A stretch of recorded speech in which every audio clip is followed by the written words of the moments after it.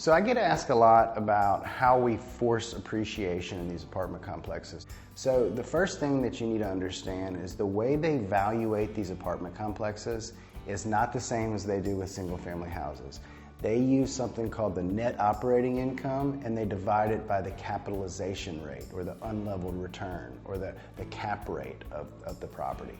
So, typically in the market today, we're seeing a 5% cap rate.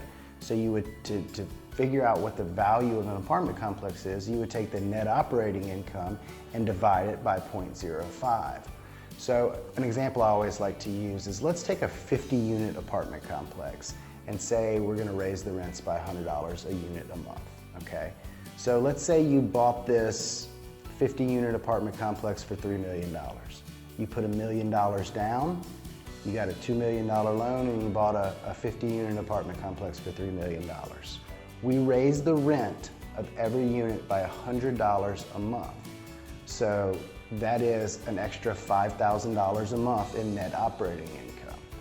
$5,000 a month times 12 months is an extra $60,000 a year in net operating income. $60,000 a year divided by 0.05 is $1.2 million.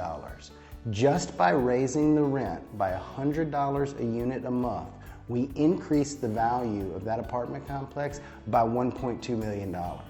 Since we bought the apartment complex with only putting $1 million down of our own money, we just doubled our money.